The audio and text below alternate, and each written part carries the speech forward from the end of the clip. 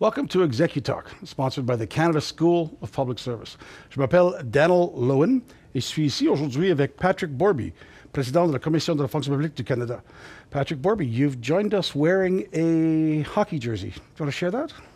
Yeah, well, we're all in Canada, we've all been touched by the tragedy in Humboldt, and in sympathy and in solidarity with the people of Humboldt for the Broncos who are living through this tragedy.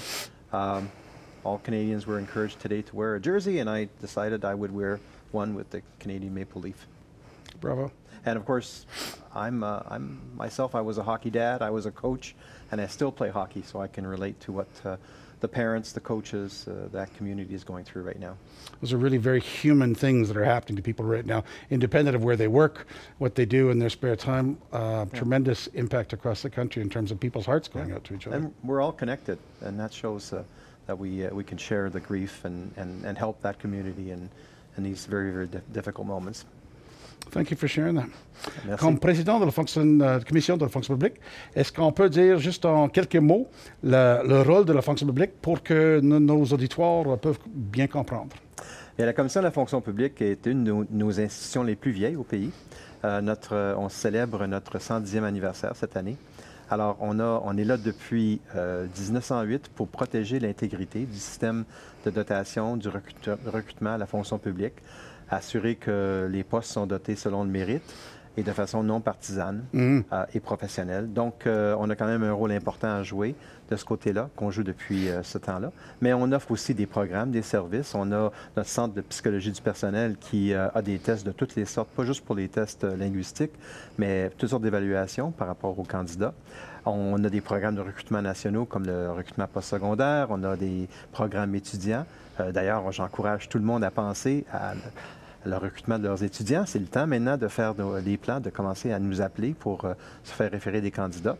Et on a aussi, comme de raison, une activité de surveillance pour s'assurer que le système fonctionne bien, à travers des vérifications et parfois aussi même des enquêtes. Ça a beaucoup de sens. Et vous êtes bien placé vous-même pour gérer une organisation qui sert tout la fonction publique, après avoir travaillé dans plusieurs ministères en même temps, pas en même temps, mais le patrimoine canadien, CanNor, ça veut dire l'Agence pour le développement du Nord du Canada, Affaires autochtones et du Nord, Privy Council Office, Health Canada, Transport, Parks Canada, Finance, Travail. De plus, à l'époque, ils s'appelaient DFATE. Foreign Affairs and National Trade, Department of Communications and Industry when they were known by those names. That's in the National Capital Region and the regions. If that long list, it sounds like you can't keep a job. Yeah, I think that's probably a good indication, but it also is an indication of the rich diversity that you can have in a career in the public service. I often remind people that we are the biggest employer in Canada, but we're also the most diversified employer. And we have a tremendous amount of mobility. So moving from one department to another, it's not always easy. There are cultural differences. There are, adjusting to a new environment, to new people. But we have a lot in common as well, and we do facilitate that kind of movement. And I think that's part of planning a good career in the public sector is not just moving up along the way, but also moving sideways and trying different roles, to go from a program management to maybe working in an area that's more scientific, working in regional development, coming back and working and doing corporate work, whether it's HR, finance. So it's, I've had a great career, I've had great opportunity, but the reason why I had those opportunities is because people trusted me. People had confidence that I could do the work. I had good managers that were coaches and mentors that helped me make that transition and helped me succeed in those different roles. And at each stage, we're willing to take the risk. That's right. Seems to me like we were much more willing to take risks 20 years ago than we are today. I think we've got to reinvent a little bit our approach to bringing people into jobs that are maybe they don't have all the skill sets that they need, but they show the potential to grow and to learn, and give them the ability to stretch themselves and also accept that maybe there'll be failure. But with failure comes lessons learned, come opportunities for improvement. So again, let's not be afraid to talk about failure once in a while. Just that statement is fraught with fascinating topics for executives who are seeking to be as economical as possible in their time and effort to achieve a major impact in terms of renewing the public service, our focus today. When you talk about risk, We live in a culture of considerable risk aversion within the public service. There are many times when the priority concern for an executive might be staying off the boss's desk, staying out of the newspaper, staying out of question period, and yet we know that if you're not putting a false step occasionally, you're not learning anything much new. What do you want to say about risk aversion? Well, I think it's an issue that we have to tackle, and it's something that has crept up over the years, and I think probably there's some good reasons why managers became risk averse. I mean, we had the Gomery Commission, we had some failures in the past, and I think we have to loosen up a bit. We have to give executives the ability to lead their organizations, and we have to ensure that people don't go to the natural, easy solution when it comes, for example, to renewing the public service. So when Sally announces that she's retiring, you know, the best solution might not be to choose between Joe, Diane, and Phil, who are, you know, behind that person as a manager or as a senior officer. Maybe as executives, we need to take a look at our organization, maybe tackle that inverse pyramid that we see too often, not enough jobs at the base, and create more entry-level positions, restructure the work, and bring in some talent from outside. 68% of our staffing in the public sector is internal. We are very insular to a certain extent. That fosters a lot of churn. Exactly, churn. So we're constantly moving people around or chasing after talent, and that's great for mobility, clearly, but I think there's also lots of room to bring in new talent. With new talent, open to outside recruitment, also comes a great opportunity to improve representation and diversity. So why diversity? Here we have two white, I'm going to say middle-aged gentlemen of middle class and so on, apparently looking able-bodied, cisgendered, heterosexual to the casual observer, and yet how do you and I benefit from programs of diversity that bring in people who are not like us? Well, we have to think about the country. First of all, it's not about us, it's about the country, and as a public service, we have to be representative of the people we serve. The country is changing. The country has changed. It is very different than when I joined the public service. And the public service has changed as well. But we're not changing as quickly as we should. Again, because of the fact that we are a little bit too insular. So what I'm seeing when I look at our applications, for example, for student employment or for post-secondary recruitment, I'm seeing a tremendous diversity. And so if we open up our processes, if we take a chance on new recruits, if we create entry-level positions, we are going to create more diversity. And remember, the diversity, the definition of diversity is also changing. So it's not just about the 4 employment equity group. It's also about LGBTQ2+. It's also about diversity of thought. We're starting to think about that in terms of how our organizations are led, the decision-making process, making sure that we're not surrounded by people that just think the way we are. Not just they look the way we are, but they think the way we do. So I think that as a result of diversity, we can actually have better programs, better services to Canadians, and probably have better solutions to some of those wicked problems that we have to deal with within the public sector. Donc pour moi, la diversité, ça fait partie de la richesse du pays, mais aussi ça peut aussi enrichir la productivité, la qualité des décisions, des services qu'on donne aux Canadiens à travers la fonction publique. Right, so two fellows who look like us benefit from the fact that we have different perspectives coming in, people who have different cognitive or ethnocultural diversity or regional, or maybe they worked in a service department as opposed to an armed department as opposed to a regulatory one, or that sort of thing, a variety like that, or central agency. So we get different perspectives that come together that foster the innovation you were talking about, that help us better represent, better serve Canadians. Innovation, we don't want to leave anybody with the idea that innovation is what do they call it, punctuation for executives. We drop it in all the time. How for you, when it comes to public service renewal, what does innovation actually look like? What are the practical successes here or elsewhere?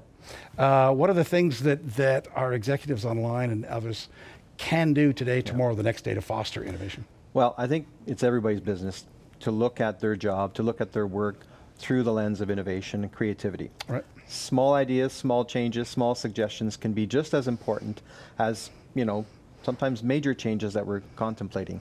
So I think we look at it this way, and of course as executives, create the conditions under which people feel comfortable bringing forward their ideas, making the suggestions, and giving them the safe space to actually explore that. And when I was at Canadian Heritage, for example, with Graham Flack, we created a small innovation fund, and we said we want it run by employees.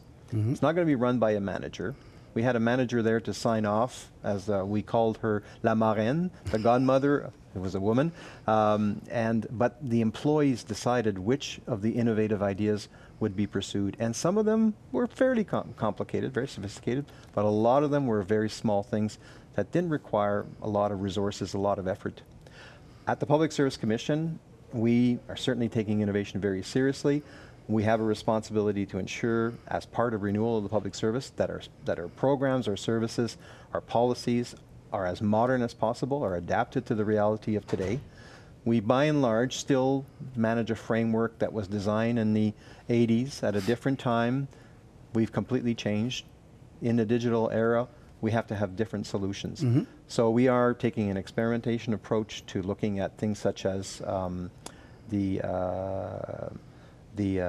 new employee referral program, for example, so that looking at a different way to go get new employees in areas that are very difficult to staff. So we always will have a lot of people applying for our jobs, but sometimes the people we're really looking for, they're not looking for a new job. We need to have a much more proactive approach, a targeted approach to go in and convince them to try to, or to look at the public sector as an option.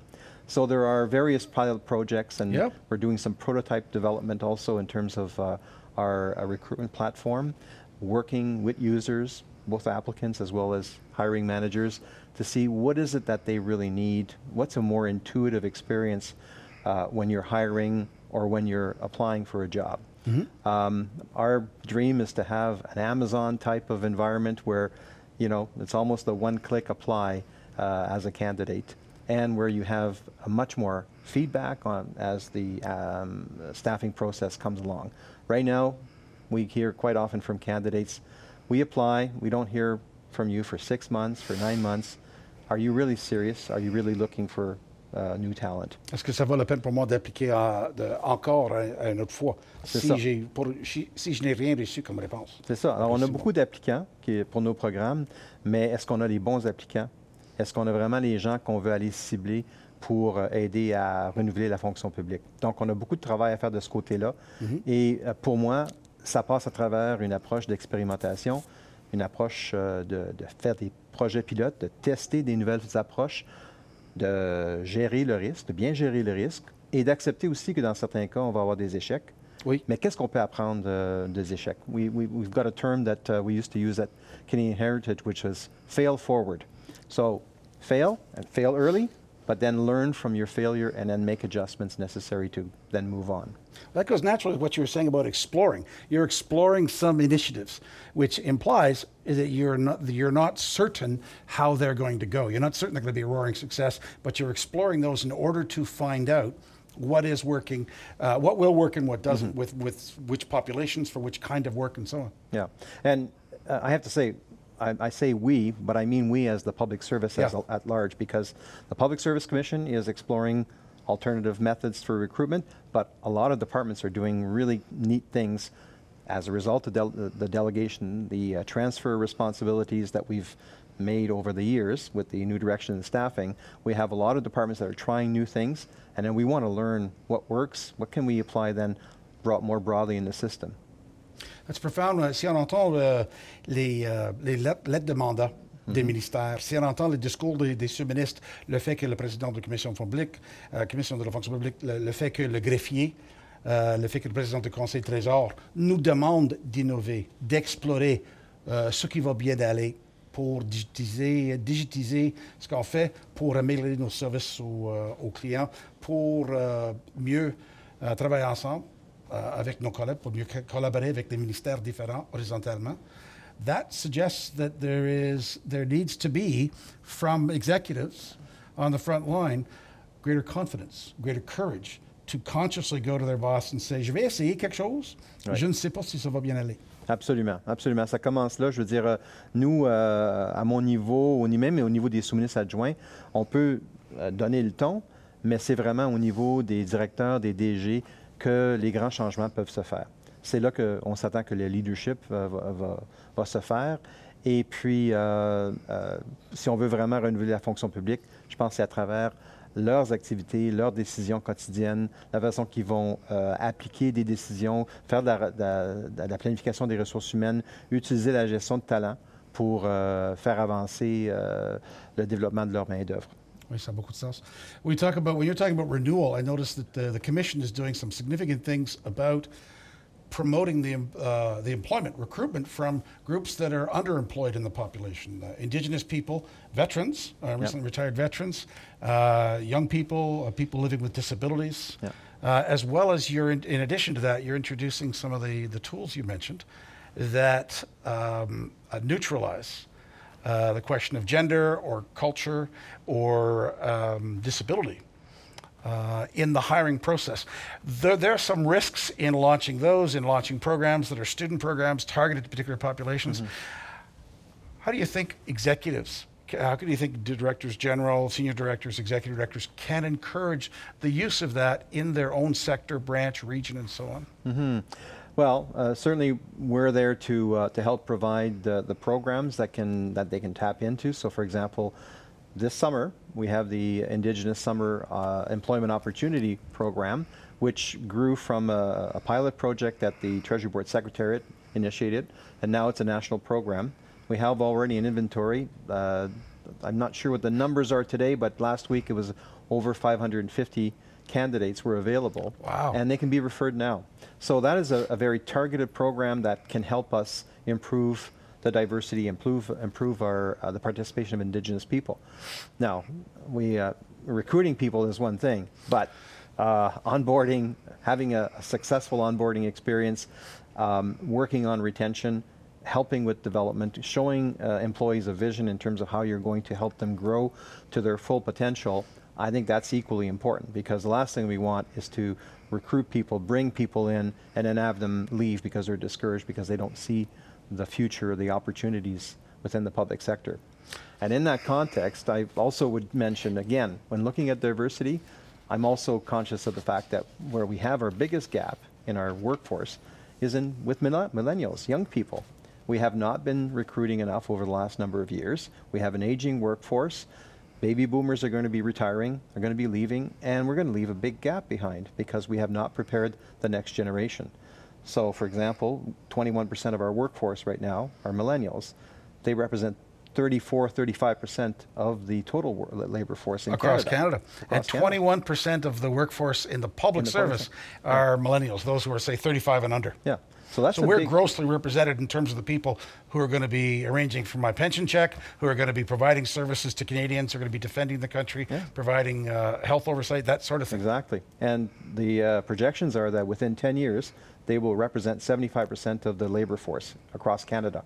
So imagine we have a lot of catching up to do, not only in terms of recruiting, but also developing them, matching them with employees that will at some point retire, ensuring that corporate knowledge transfer, stretching them, and sometimes, in some cases, giving them assignments that are going to be a little bit more risky so that they can learn as a result, but providing them with the right support so that, again, if they fail, if they run into issues, that they will have the mentoring, the coaching, the support to be able to make it through. And we all know, as managers, some of our failures are our greatest learning experiences, and as a result, I think we become better managers, better executives. And we foster innovation by bringing people together from different perspectives and having, whether it's the cognitive patterns, whether it's working in different agencies, whether it's different cultures or different generations in the workplace at the same time. Yes, and I'll tell you that every time I meet a group of millennials and they tell me about, or they talk about the possibilities of artificial intelligence and the other technological improvements, I mean, it's a little bit beyond my comprehension, but I can see how applying those new techniques, data analytics, and how that can really change the way we do our business and lead to better results for Canadians. Impressive. You were talking about millennials. There's two things in there. One is the idea of how we're bringing them in, because it's shocking when you say that the population right now, the workforce rather, is 34% millennials, people under the age of 35 in the workforce. It's climbing to 75 in the next decade. and I'm ashamed to say that, or I'm not afraid to say, I should say, that the decade goes quicker than I'd like it to. In the next 10 years, it's going to climb by some 30%, and we're already 13 points behind. Yep. So it means that we have a lot of work to do to bring in those new folks. If I'm trying to do it the old way by being absolutely sure, I'm not going to get those people in the door. But if I'm hearing you correctly, let's take intelligent risks in terms of bringing people in. We have a year to look at probation. We have opportunities to develop, to mentor, to coach in a whole bunch of different ways. Formal training, stretch assignments, and inviting people to do things they haven't done before, inviting people to do things we haven't done before, knowing some will fail and will be in a position to fail forward as an individual and as an organization. Yeah. But it takes commitment. It takes commitment. It's not just risk-taking, but it's also leadership commitment and continued leadership. We've demonstrated, for example, last year with the pledge for students, and it led to an increase in the number of students that were hired, but more importantly, the feedback that we got from students as they were leaving, when they were surveyed, was much more positive than it's ever been. People had meaningful assignments, they felt they had meaningful assignments, and they were actually thinking of us as a true career option for the future, because that's the purpose behind student employment programs. It's not just to plug a hole. Right. It's really to try to test the future workforce and see if that's a match for them as well as for us. And of course, as you know, hiring a former student is a very simple way to actually fill positions, and it takes very little time, because we know all executives complain about the time it takes to staff any position, but there are ways of staffing positions very quickly that can really enrich your workforce, whether it's with students, millennials, even veterans. Hiring a veteran is a very simple process through our priority list. We've hired over 500 now into the public service over the last 2 years since the change in the law, but we still have many, on our inventories. And I also should mention that we are just establishing now our inventories for post-secondary recruitment.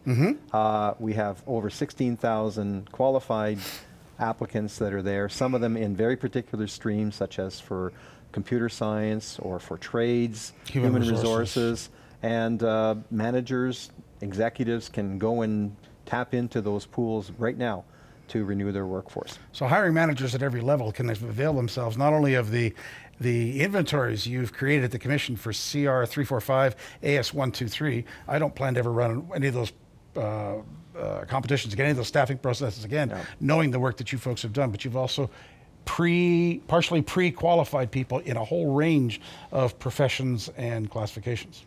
16,000.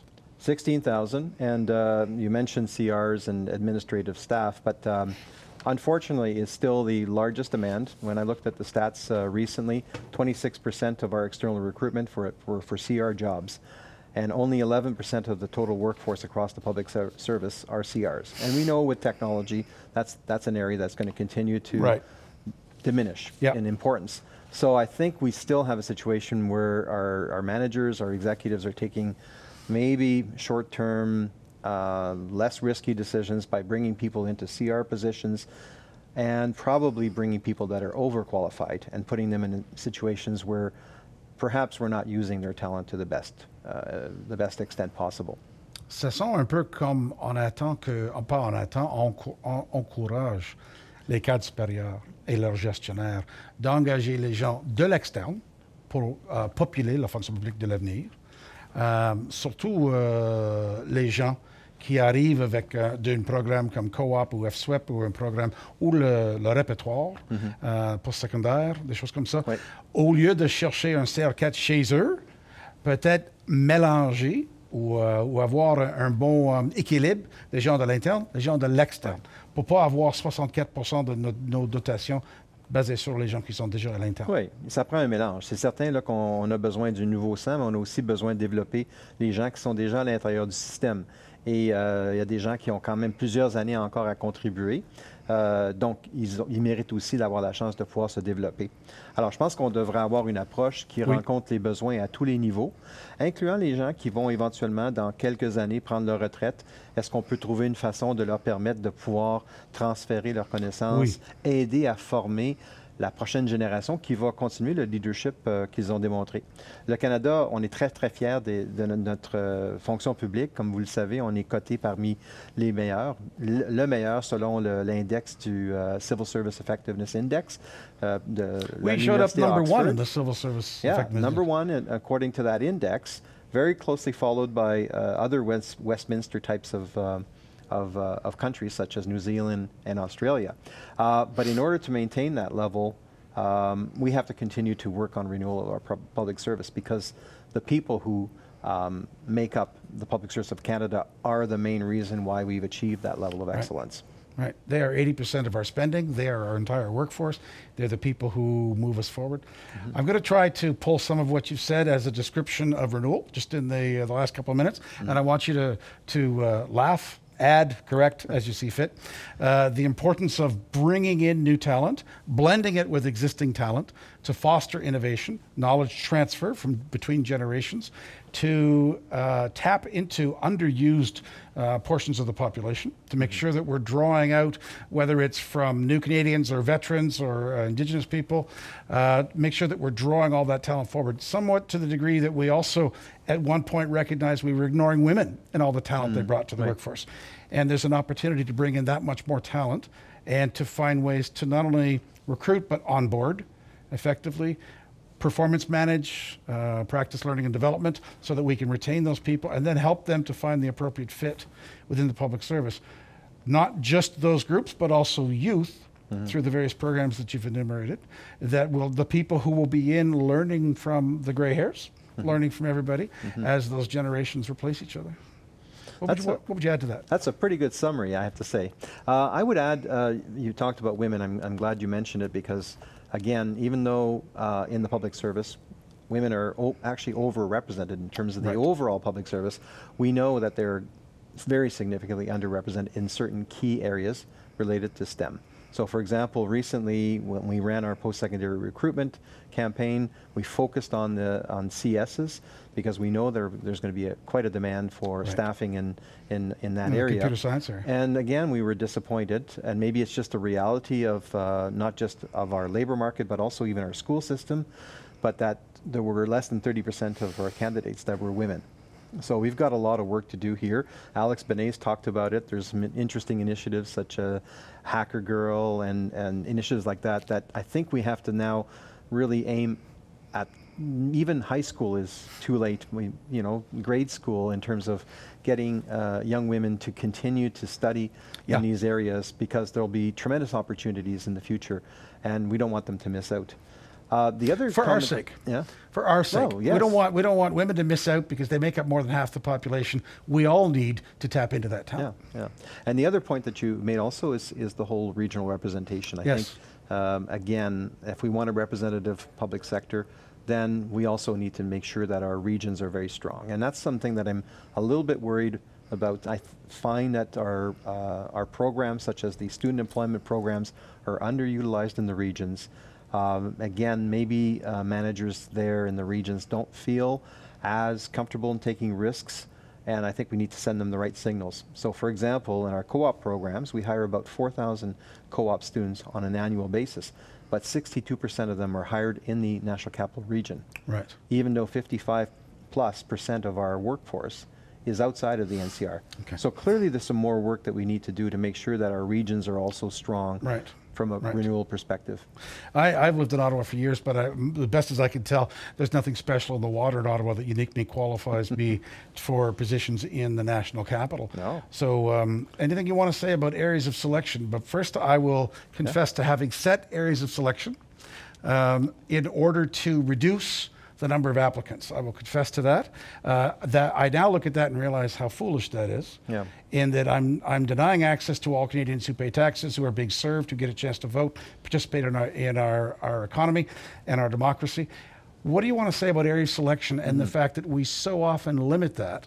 Yeah, and I think I understand hiring managers are concerned about when they open up a process that they will be flooded with applicants, right? What happens if you open it up to everybody in the country and you get 5,000 applicants? How do you get down to the 30 or 40 that are really worth considering seriously considering for the position. So again, this is where technology can bring some solutions in the future, where we can use, for example, unsupervised internet testing to bring that, that number down, make sure that we end up with the candidates that we're really interested in. The other thing that I find interesting is with technology now, work does not have to happen in the NCR, national work. So you can have people working on national programs in Vancouver or Halifax. Actually, we at the Commission are going to be testing that because we already have, for example, we have some of our inspectors that are working on cases. They're based in Halifax or Toronto, and they're working on cases involving other regions of the country. There's no reason why they have to reside in the National Capital Region to play that role. So we're going to be looking at some other ways that we can also locate staff in the regions that also will be contributing to national objectives. Comme EX 321, comme gestionnaire, c'est à moi d'avoir la confiance, d'accepter le risque, d'engager quelqu'un pour faire un travail à distance, because we know that warming seats doesn't produce deliverables. It's the production of deliverables that delivers on jobs. So it can be done from Toronto, from Moncton, from Saint-Thérèse, all across the country. Yeah. I do think, however, I believe in a workplace setting as a social environment as well. So again, I'm not suggesting that people can, like for example, I'm from Elliott Lake, Northern Ontario. I'm not suggesting that I could be the president of the Public Service Commission living in Elliott Lake. Right. Maybe I'd like that, but I think I have an important leadership role, and it has to be in a social setting. So similarly, when we're talking about co-locating staff who have national responsibilities, I'm talking about co-locating with regional teams, so they're part of a team environment as well. Right. Yeah. Right. We're going to, just a couple of minutes left. I was going to make a point that if anyone has a question, s'il y a une question pour Patrick Borbey, président de la Commission de la fonction publique, qu'on veut partager, si on est rapide, on peut recevoir une question qu'on peut poser. I don't suppose that we're allowed to ask you who your favorite team is in the NHL playoffs. That's a tough one. There's a couple of teams that I might have been rooting for that are going to be vying for a good draft pick, I guess, at this point. But I have to say I have a special place in my heart for Winnipeg. The Jets, there we go. Jets, yeah. J'ai une autre question de ma part, c'est que comment est-ce que je peux rendre mon patron, plus à l'aise, plus confiant, de tolérer, d'accepter, d'embrasser des risques pour que j'ai le droit d'aller essayer avec quelque chose, même si je ne suis pas certain comment ça va arriver, parce que j'explore une option. Bien, je pense que ça va être basé sur les résultats, sur la confiance que vous avez établie entre vous. Si vous avez pu atteindre des résultats positifs, puis le faire de façon, parce que comme vous le savez, c'est pas juste le quoi, mais c'est aussi le comment. Oui. Alors, si vous pouvez avoir établi ce climat de confiance-là, j'espère que votre patron vous permettra de prendre certains risques et vous appuiera. Et aussi, quelle est la réaction de votre patron lorsque les choses vont mal? It's nice to talk to your boss when you've had a nice success, but what happens when you come in and say, you know what, we've had a bit of an issue here, there's a mistake that's been made, here's what's going on, here's what I'm doing to deal with it. How does your superior react to that? And that's a big test to that relationship.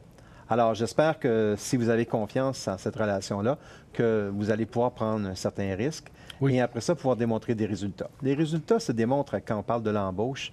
C'est pas du jour au lendemain. Oui. Ça va prendre un petit bout de temps. Il y a un investissement qui doit se faire. Donc, je pense qu'il faut avoir de la patience aussi dans la relation. Oui, oui. Bien dit. Merci. S'il y a une question que vous voulez poser aux gens qui vous écoutent maintenant, if you had one question you wanted to share with folks out there, we can collect them here and send them to you. Yeah. So what would you like EX3's 2's 1's to be thinking about, or what do you need from them as information?